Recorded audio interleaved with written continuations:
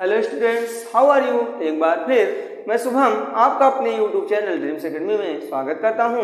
जैसा कि पिछली वीडियोज में हम लोगों ने कैन का प्रयोग सीखा था और मुझे पूर्ण विश्वास है कि आप लोग कैन का प्रयोग सीखे होंगे। यदि आपने अभी तक नहीं सीखा है तो मेरे प्लेलिस्ट में जाइए और उसमें कैन का प्रयोग बताया गया है। आज देरी न करते हुए हम लोग चर्चा करने वाले हैं। किसकी चर्चा करने वाले हैं तो आप कहोगे इन्फिनेटिव की, और इन्फिनेटिव के अंतर्गत क्या है, पार्टिसिपल। ये पार्टिसिपल मोस्ट इंपॉर्टेंट टॉपिक है। हमेशा बच्चे कंफ्यूज होते हैं कि इसमें कौन सा पार्टिसिपल होगा। आज मैं क्लियर कर दूंगा कि कहाँ पे कौन सा पार्टिसिपल लगेगा, तो आपको हेजिटेशन ना करते हुए, आपको डाउटेड ना हो, इसलिए मैंने आज पार्टिसिपल पे वीडियो बनाई है। चलिए आज हम पार्टिसिपल के बारे में सीखेंगे। सबसे पहले हम जान लेते हैं पार्टिसिपल है क्या। तो आपके मन में भी सवाल होगा कि पार्टिसिपल है क्या, तो सीधा सीधा जान लीजिए कि जो नॉन फाइनाइट वर्ब होती है। कैसी फाइनाइट वर्ब होती है? Non finite verb. अब कहोगे ये नॉन फाइनाइट वर्ब क्या है, तो मैं एक बात बताना चाहता हूं कि ऐसी वर्ब जिस पर किसी चीज का फर्क ना पड़े, ना सब्जेक्ट के अकॉर्डिंग बदले, ना ऑब्जेक्ट के अकॉर्डिंग बदले, ना किसी चीज के अकॉर्डिंग बदले, उसे हम नॉन फाइनाइट वर्ब कहते हैं। अब नॉन फाइनाइट वर्ब का एक एग्जांपल देखो। चाहे मैं यहाँ पे लिख दूं he is writing, she is writing लिख दूं, और मान लीजिए यहाँ पे आ गया आई आ गया, तो आई एम राइटिंग। दोनों में आप ध्यान से देखे होंगे, इसमें राइटिंग शब्द पे कोई इफेक्ट पड़ा? नहीं पड़ा ना। यही हमारी नॉन फाइनाइट वर्ब है। क्या है? नॉन फाइनाइट वर्ब है। जिस पर कर्ता का कोई इफेक्ट ना पड़े, जिस पर कर्ता का कोई इफेक्ट ना पड़े या ऑब्जेक्ट का भी कोई इफेक्ट ना पड़े, उसको हम नॉन फाइनाइट वर्ब कहते हैं। अब हम चर्चा करने वाले हैं कि पार्टिसिपल की परिभाषा होती क्या है। तो आप सीधा सीधा जान लीजिए कि नॉन फाइनाइट वर्ब का वह रूप जिसमें वर्ब और एडजेक्टिव दोनों हो, उसे हम पार्टिसिपल कहते हैं। क्या कहते हैं? पार्टिसिपल कहते हैं। पार्टिसिपल समझ में आ गया? ठीक है। अब हम लोग जानेंगे कि पार्टिसिपल कितने प्रकार के होते हैं। तो सीधा सा क्वेश्चन है, पार्टिसिपल 3 प्रकार के होते हैं। एक प्रेजेंट पार्टिसिपल, दूसरा पास्ट पार्टिसिपल और तीसरा परफेक्ट पार्टिसिपल। ये समझने में बहुत हेजिटेशन होती है कि सर कहाँ प्रेजेंट पार्टिसिपल होता है, कहाँ पास्ट पार्टिसिपल होता है और कहाँ फ्यूचर पार्टिसिपल, सॉरी फ्यूचर नहीं, परफेक्ट पार्टिसिपल होता है। आज इन्हीं डाउट को हम दूर करेंगे और सीखेंगे कि कहाँ प्रेजेंट पार्टिसिपल होता है और कहाँ पास्ट पार्टिसिपल होता है। चलिए आज हम बात करने वाले हैं कि प्रेजेंट पार्टिसिपल। प्रेजेंट पार्टिसिपल में हुआ शब्द आए, क्या है? हुआ शब्द आएगा, करता हुआ ता हुआ आएगा, पढ़ती हुई ता या ती, हुआ हुई आएगा, और यह आएगा कर। क्या आएगा? क्रिया प्लस कर, क्रिया प्लस कर आएगा। अगर ऐसे शब्द आते हैं तो आप तुरंत समझ जाइएगा वो प्रेजेंट पार्टिसिपल है। प्रेजेंट पार्टिसिपल का मैं 1-2 ट्रांसलेशन लेता हूं और मैं बनवाऊंगा भी ट्रांसलेशन, इससे पहले कि पूरी चर्चा कर ली जाए। चलिए ठीक है, तीनों के विषय में बाद में बात करेंगे, पहले हम प्रेजेंट पार्टिसिपल को ही अच्छी तरीके से सीख लेते हैं। तो प्रेजेंट पार्टिसिपल में क्या होता है, मैंने बताया ता या ती के तुरंत पश्चात हुआ या हुई आए या क्रिया में कर जुड़ जाए, वहां प्रेजेंट पार्टिसिपल होता है। आप कहोगे ये सर कैसे बता रहे हो, तो ट्रांसलेशन मेरे ध्यान से सुनिए। जैसे सर का वीडियो देखकर मैं आश्चर्यचकित हो गया, ये भी एक प्रकार का प्रेजेंट पार्टिसिपल है। क्या है? प्रेजेंट पार्टिसिपल है। जैसे मैं मोबाइल चलाकर सोने लगा, तो ये भी एक प्रकार का क्या है? प्रेजेंट पार्टिसिपल है। और प्रेजेंट पार्टिसिपल की सबसे खास पहचान ये होती है कि इसमें वर्ब की फर्स्ट फॉर्म में आईएनजी मिलता है। क्या मिलता है? तो वर्ब की फर्स्ट फॉर्म में आईएनजी मिलता है। हमारे ख्याल से आपको समझ में आ गया होगा। और इसकी सबसे खास पहचान ये होती है कि इसमें कर्ता द्वारा, इसमें कर्ता द्वारा कार्य तुरंत, एक कर्ता द्वारा एक कार्य के तुरंत पश्चात, एक कार्य के तुरंत पश्चात दूसरा कार्य किया जाता है। क्या किया जाता है? दूसरा कार्य किया जाता है। एक कार्य के तुरंत पश्चात दूसरा कार्य किया जाता है। तो आप समझ गए होंगे कि प्रेजेंट पार्टिसिपल में एक कर्ता द्वारा एक कार्य करने के पश्चात तुरंत दूसरा कार्य किया जाता है। मैं ऐसे तमाम ट्रांसलेशन का जिक्र करने वाला हूं जिससे आप तुरंत प्रेजेंट पार्टिसिपल समझ जाएंगे। जैसे चलता हुआ पंखा देखकर वह खुश हो गया, मोबाइल चलता हुआ देखकर वह अचंभित हो गया, ठीक है ना। ऐसे ऐसे ट्रांसलेशन, चूहे को देखकर बिल्ली कूदी, जैसे शेर को देखकर मैं डर गया। इन सभी ट्रांसलेशन में आप समझ गए होंगे कि प्रेजेंट पार्टिसिपल होगा। कौन पार्टिसिपल होगा? तो आप जायज सी बात बोलोगे कि सर प्रेजेंट पार्टिसिपल होगा। प्रेजेंट पार्टिसिपल की इतनी ही पहचान है कि क्या होगी कि वर्ब की फर्स्ट फॉर्म में आईएनजी मिलेगी। इंग्लिश में इसकी पहचान याद कर लीजिए। इंग्लिश में अगर वर्ब की फर्स्ट फॉर्म में आईएनजी मिलेगी तो आप तुरंत समझ जाइए वो प्रेजेंट पार्टिसिपल है। अब बच्चे मुझसे पूछते हैं सर आई एम राइटिंग, ये राइटिंग में क्या है? प्रेजेंट पार्टिसिपल है। हाँ, ये भी प्रेजेंट पार्टिसिपल है, कोई हेजिटेशन नहीं है, ये प्रेजेंट पार्टिसिपल है, कोई दिक्कत नहीं है। चलिए हम लोग देर न करते हुए हम लोग सीखते हैं इसके ट्रांसलेशन को। जैसे चूहे को देखकर बिल्ली कूदी, चूहे को देखकर बिल्ली कूदी। तो इन ट्रांसलेशन में आपने देखा होगा कि जैसे ही बिल्ली ने चूहे को देखा वैसे ही तो वो कूदी होगी। तो मतलब एक काम के तुरंत पश्चात दूसरा काम हुआ। कैसे पता करेंगे दूसरा हुआ? अगर मान लीजिए थोड़ी देर तक बिल्ली देखती रही और चूहा देख, तब तक चूहा तो निकल जाएगा, इसलिए इसमें तुरंत काम हुआ और इसलिए इस ट्रांसलेशन को हम लोग प्रेजेंट पार्टिसिपल कहेंगे। कौन पार्टिसिपल कहेंगे? Present participle. अब यहाँ पे ट्रांसलेशन कैसे बनाओगे? तो जहाँ पे कर आया है उसमें आईएनजी जोड़ोगे। क्या जोड़ोगे?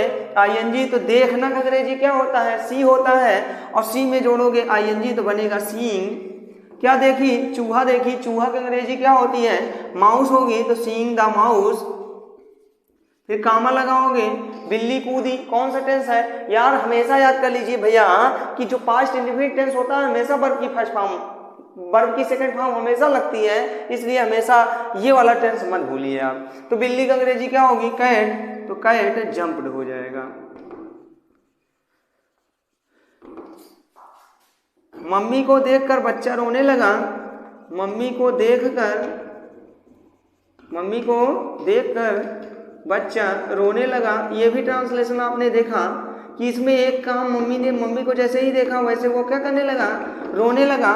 यार ये ट्रांसलेशन को देखकर आप लोगों को डाउट नहीं होना चाहिए भैया। ऐसे ट्रांसलेशन आप कल्पना कीजिए और बनाइए कि वो प्रेजेंट पार्टिसिपल है। कोई जरूरी नहीं है प्रेजेंट पार्टिसिपल का मतलब ता है, ती है, ते हैं ही आए। इसका ये साफ साफ मतलब होता है कि उसमें कर शब्द है, पढ़ता हुआ, रोता हुआ, हंसता हुआ, ऐसे सब शब्द आ जाए ना तो तुरंत समझ जाइएगा कि वो प्रेजेंट पार्टिसिपल है। क्या है? प्रेजेंट पार्टिसिपल है। मम्मी को देखकर तो सीइंग मदर कामा लग जाएगा। बच्चा रोने लगा तो लगा, लगी, लगे के लिए बिगेन टू लगता है। क्या लगता है? Begin to. तो बच्चा का अंग्रेजी हो जाएगा चाइल्ड, और चाइल्ड के साथ लगेगा बिगेन टू। उसके बाद क्या लगाओगे? रोना का अंग्रेजी बीप लगा दोगे। हमारे ख्याल से यहाँ तक आपको समझ में आ गया होगा। हम लोग आगे फिर बढ़ते हैं।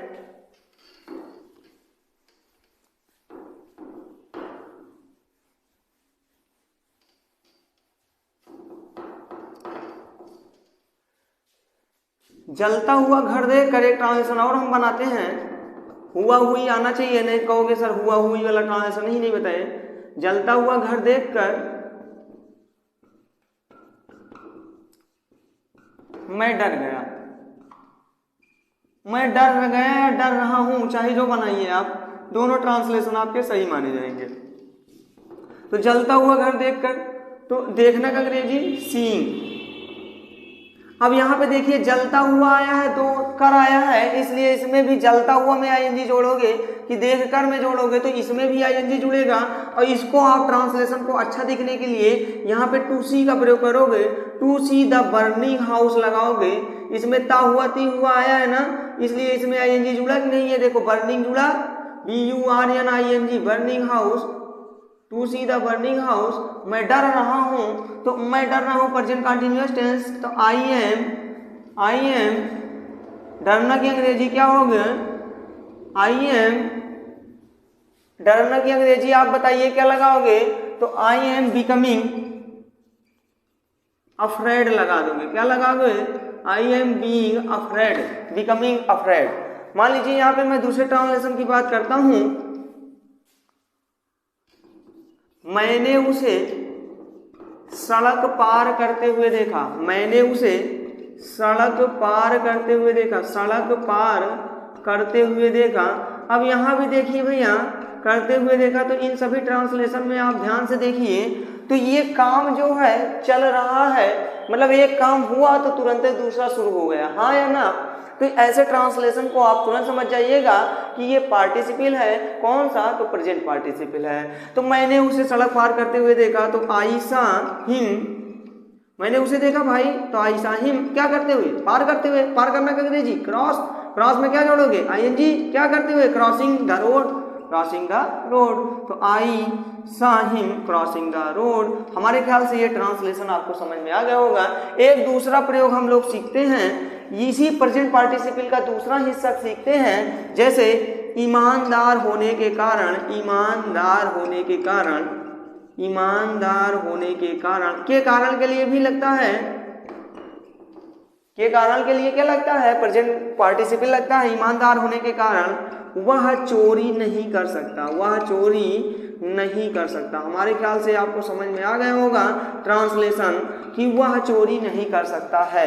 ईमानदार होना का अंग्रेजी, यहाँ होना का अंग्रेजी बीइंग लगाओगे, क्या लगाओगे, बीइंग लगाओगे, तो बीइंग हॉनेस्ट, बीइंग हॉनेस्ट, फिर कामा लगाओगे, वह चोरी नहीं कर सकता है। सकता है, सकती है का प्रयोग अभी मैं कल कैन वाला बताया था, इसलिए इसमें कैन लगेगा।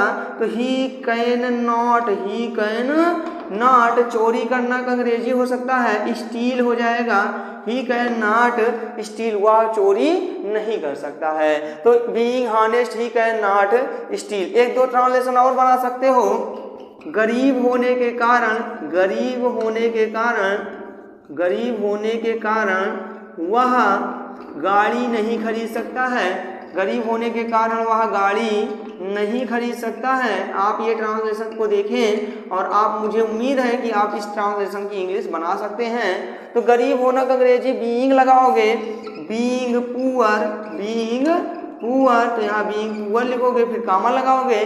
सकता है, सकती है, तो he can not, he can not. और खरीदना का अंग्रेजी क्या होता है, गाड़ी नहीं खरीद सकता है, तो यहाँ पे खरीद शब्द आएगा, तो खरीदना का अंग्रेजी बाई, और क्या नहीं खरीद सकता है, तो गाड़ी, गाड़ी का अंग्रेजी द कार लगा सकते हो या द वैन लिख सकते हो। हमारे ख्याल से आपको कोई हेजिटेशन नहीं हुई होगी प्रेजेंट पार्टिसिपल सीखने में। अब हम लोग चर्चा करने वाले हैं पास्ट पार्टिसिपल की, किसकी, पास्ट पार्टिसिपल की। चलिए भैया, हम लोग पास्ट पार्टिसिपल की बात करते हैं।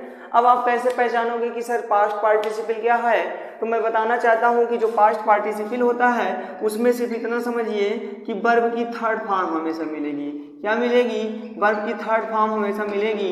अब आप कहोगे सर इसका ट्रांसलेशन कैसे बनाएंगे, मेरा ट्रांसलेशन पहले ध्यान से सुनिए। जैसे सड़ा हुआ अंडा मत खाओ, मैंने ट्रांसलेशन लिखा, सड़ा हुआ अंडा मत खाओ, सड़ा हुआ अंडा मत खाओ। एक शब्द मैंने लिखा कि सड़ा हुआ अंडा मत खाओ, एक ट्रांसलेशन ये लिखा। दूसरा ट्रांसलेशन मैंने लिखा कि मैंने तली हुई मछली खाई, मैंने तली हुई मछली खाई। एक शब्द मैंने ये लिखा, जैसे मैं यहीं पे बोल सकता हूँ कि मैंने घायल सांप देखा, मैंने घायल सांप देखा। आप यहाँ सब जगह देख रहे होंगे कि ये सारा काम मैंने, और वह एक ट्रांसलेशन और देख लीजिए, वह एक सेवानिवृत्त, वह एक सेवानिवृत्त शिक्षक है। इन सभी ट्रांसलेशन में आपने क्या देखा कि सर एक काम पूरा हो चुका है और दूसरा क्या होने वाला है, मतलब दूसरा जो है मैंने टेंस के हिसाब से बनाया, एक काम कंप्लीटली हो चुका है। जैसे सड़ा हुआ अंडा, तो आज नहीं ये सड़ चुका है, तो ऐसी बात मैंने की।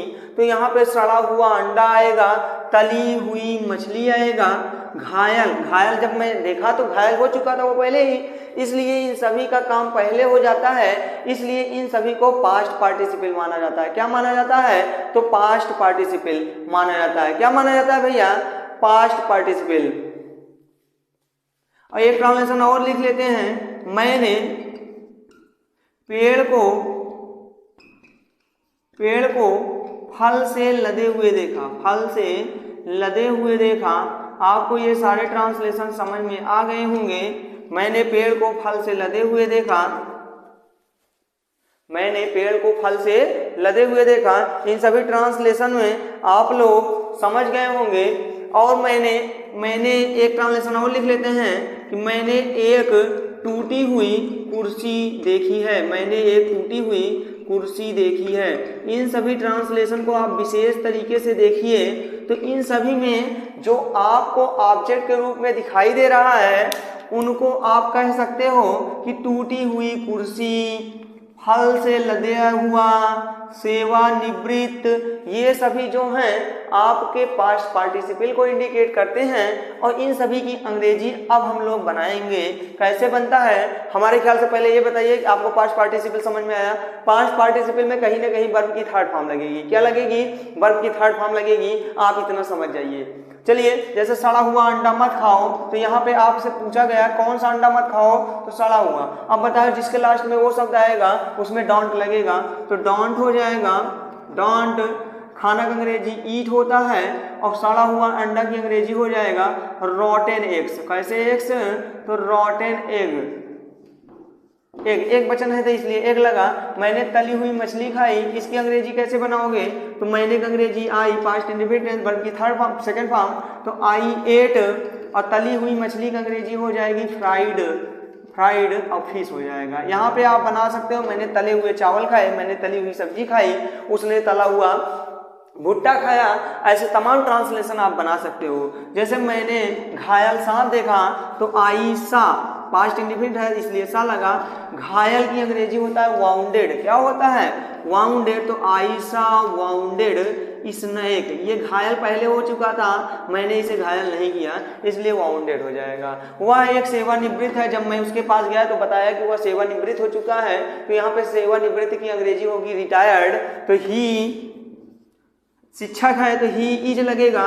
He is retired, he is a retired, RETIRED retired, और शिक्षक की अंग्रेजी हो जाएगी टीचर, तो he is a retired teacher. आपके समझ में आ गया होगा इन सभी ट्रांसलेशन को बनाना। अब हम बात करेंगे मैंने पेड़ को फल से लदे हुए देखा, तो आयशा, मैंने देखा, क्या देखा? आयशा देखा क्या? पेड़ को देखा। Ayesha the tree, Ayesha the tree. और मैंने ऐसे पेड़ को देखा जो फल से लदा हुआ था, तो लदा हुआ का अंग्रेजी लडेन होगा। तो आप इसमें देखिए वर्ब की थर्ड फॉर्म लगी लडेन, और किससे लदा हुआ था? फल से, तो विद फ्रूट्स। तो यहाँ पे विद फ्रूट्स लिख दिया जाएगा। हैव यू एनी डाउट भैया? हमारे ख्याल से तो नहीं हो रहा होगा डाउट। मैंने एक टूटी हुई कुर्सी देखी, तो टूटी हुई कुर्सी, टूटा हुआ चश्मा, टूटा हुआ पंखा, टूटी हुई मोबाइल, ये सारे शब्द जो होते हैं पास्ट पार्टिसिपल को इंडिकेट करते हैं। मैंने एक टूटी हुई कुर्सी देखी, तो आयशा ए ब्रोकन, पास्ट थर्ड फॉर्म लगेगी, तो आयशा ए ब्रोकन चेयर। अब हम भैया चर्चा करने वाले हैं परफेक्ट पार्टिसिपल की। किसकी? परफेक्ट पार्टिसिपल की। और मुझे पूर्ण विश्वास है आप परफेक्ट पार्टिसिपल भी अच्छे से सीख लेंगे। चलिए भैया, हम तीसरा सीखने वाले हैं, परफेक्ट पार्टिसिपल की बात करने वाले हैं। तो आप कैसे पहचानोगे कि ये परफेक्ट पार्टिसिपल है? तो मैं इतना ही बताऊंगा इसमें कि जब एक ही व्यक्ति या अलग अलग व्यक्ति, जब एक ही व्यक्ति दो कार्य करे, जब एक ही व्यक्ति दो कार्य करे और दोनों के बीच, किसके बीच भैया? तो दोनों के बीच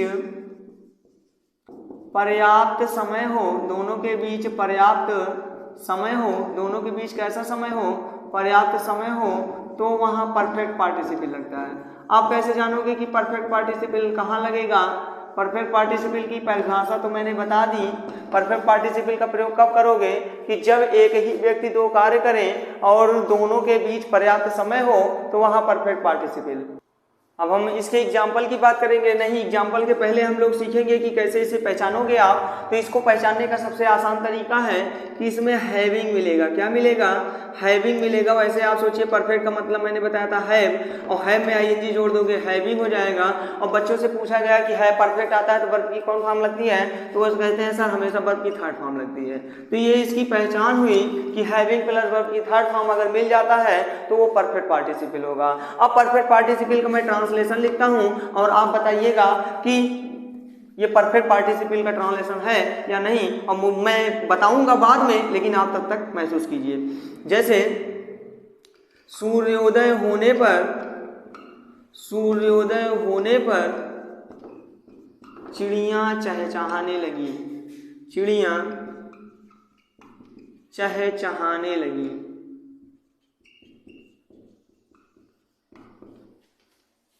दूसरा ट्रांसलेशन, मेरे जाने पर वह घर पहुंच गया। मेरे जाने पर वह घर पहुंच गया। तीसरा, बाजार जाकर मैंने मोबाइल खरीदी। बाजार जाकर मैंने मोबाइल खरीदी। मैच खेलकर मैं घर गया। आप इन सभी ट्रांसलेशन को ध्यान से देखिए तो आपको ऐसा फील हो रहा होगा कि इसमें दो कार्य हो रहे हैं और दो कार्य के बीच में कुछ न कुछ गैपिंग होगी, और जब दो कार्य के बीच में गैपिंग हो, ज़्यादा समय हो, तो वहाँ पर परफेक्ट पार्टिसिपल का प्रयोग करोगे। कौन सी पार्टिसिपल का प्रयोग करोगे? परफेक्ट पार्टिसिपल का प्रयोग करोगे। जैसे यहाँ पे सूर्योदय होने पर चिड़िया चहचहाने लगी, तो आप बताइए यहाँ पे सूर्योदय होने पर, यहाँ पर होने पर आया है कि नहीं आया है? तो होने पर आया है, तो एक काम यह हुआ, सूर्योदय होने पर, सूर्योदय तो हो गया, फिर चिड़िया चहचहाने लगी, थोड़ा अंतराल तो रहा ही होगा, तो हाँ, इसलिए इसमें परफेक्ट पार्टिसिपल होगा और इसमें वर्ब की थर्ड फॉर्म के हिसाब से सेट करोगे। तो सूर्योदय होने पर इसकी अंग्रेजी बनाओगे, या इसमें ऑब्जेक्ट आगे कर, सब सूर्य को आगे कर लो, द सन हैविंग, द सन, उसके तुरंत पश्चात लगाओगे हैविंग, और राइज माने होना, उदय होना, तो राइज की थर्ड फॉर्म होगी risen, the sun having risen, comma लगेगा, चिड़िया चहचहाने लगी, तो द बर्ड्स, अब ये बताइए लगा लगी लगे के लिए बिगेन टू बताए थे, the birds begin to chirp हो जाएगा। क्या हो जाएगा? चिर्प हो जाएगा। चिर्प माने होता है चहचहाना, या ट्वीट माने होता है चहचहाना।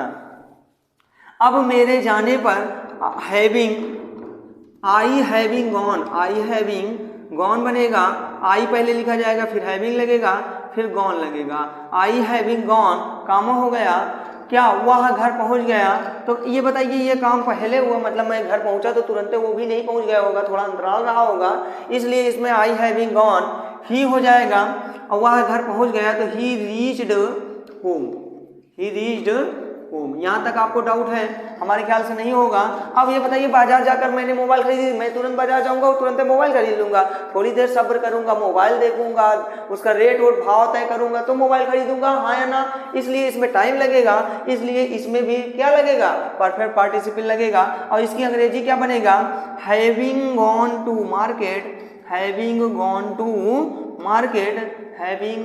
टू मार्केट, उसके बाद कामा लगाओगे, मैंने मोबाइल खरीदी, तो आई लगेगा, आई के साथ बाई की सेकंड फॉर्म क्या लगेगा? बॉट लगेगा, मोबाइल को चाहे मोबाइल पढ़ो, कोई दिक्कत नहीं है।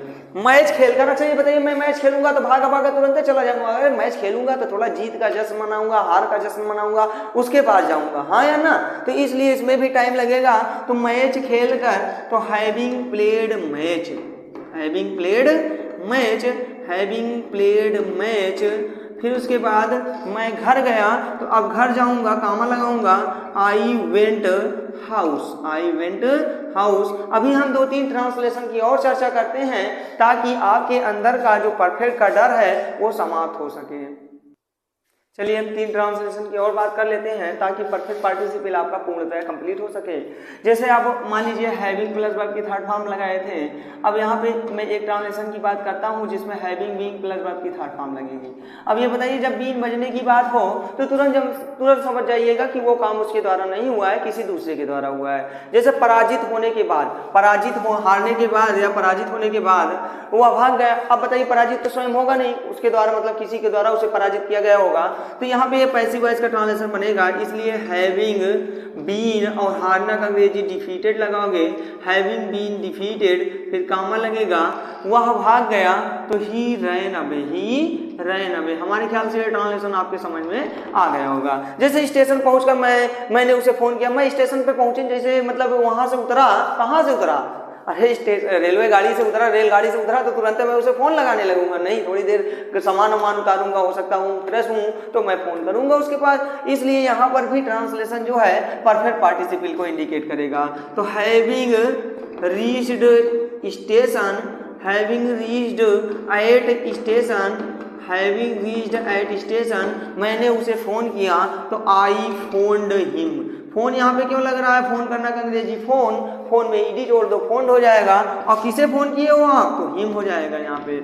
अब मैंने लखनऊ पहुंचकर मैं तुमसे मिलूंगा, तो यहाँ पर ये बताइए हैविंग रीचिंग, हैविंग रीच लगेगा, क्या लगेगा, having reached Lucknow, having reached Lucknow मतलब लखनऊ पहुंचकर मैं तुमसे मिलूंगा। लखनऊ पहुंचूंगा तो तुरंत तुमसे मिल जाऊंगा, अरे मैं गाड़ी पकड़ूंगा फिर उसके बाद तुम्हारे घर तक पहुंचूंगा तो हो सकता है तो मिलूं, तुरंत तो नहीं मिल सकता हूं, इसलिए यहाँ पर भी हैविंग रीच्ड लखनऊ मैं तुमसे मिलूंगा, तो आई विल या आई शैल नहीं, यहाँ पे शैल ही लगेगा, आई शैल मीट यू, यहाँ पे अवश्य आया होता तो विल लगा देते। हमारे ख्याल से आपको ये तीनों पार्टिसिपल समझ में आ गए होंगे। और आपको वीडियो कैसी लगी, अगर आप अंत तक बने होंगे तो प्लीज़ बताइएगा वीडियो कैसी थी। आज के लिए इतना ही, धन्यवाद।